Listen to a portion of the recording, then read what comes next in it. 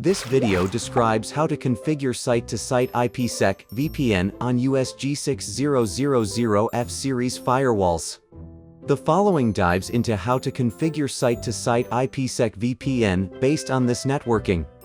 The headquarters and branches of an enterprise use firewalls as egress gateways. The enterprise wants to establish an IPsec tunnel between the egress gateways to implement secure communication between the headquarters and branches.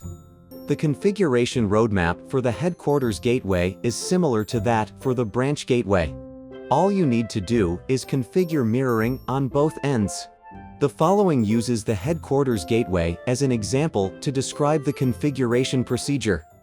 Log into the web system of the firewall and complete basic interface configurations based on the actual networking. This includes configuring IP addresses for intranet and extranet interfaces and adding the interfaces to security zones. Configure two static routes to the peer end to divert tunnel negotiation packets and encrypted data packets transmitted through the tunnel. Assume that the next hop IP address of the route from the gateway to the internet is 1.1.3.2. In static route list, click Add. Create a route to the branch gateway, with the destination address being 10.1.2.0/24 and next hop 1.1.3.2. Create a route to the branch gateway, with the destination address being 1.1.5.1/24 and next hop 1.1.3.2. Finally, configure IPsec. In IPsec policy list, click Add and follow the wizard to create an IPsec policy. Set scenario to site and click Next. Enter the policy names in sequence. The local interface is GE00/1 used by the headquarters to establish an IPsec tunnel, and the peer address is the IP address of the interface used by the branch to establish an IPsec tunnel.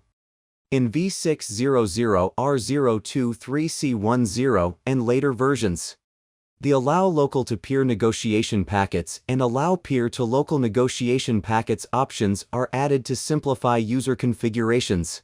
After the two options are selected, the corresponding security policy is automatically generated on the firewall to permit tunnel negotiation packets, eliminating the need to manually configure a security policy. In earlier versions, you still need to manually configure a security policy between the local zone and untrust zone.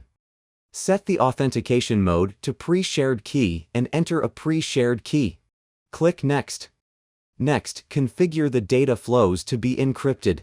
In particular, specify the data flows that need to be encrypted and transmitted through the IPsec tunnel.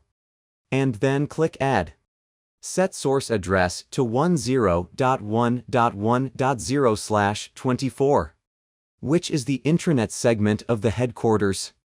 Destination to 10.1.2.0/24. which is the intranet segment of the branch, and action to encryption. In V600R023C10 and later versions, the allow local-to-peer encrypted data flows and allow peer-to-local encrypted data flows options are added.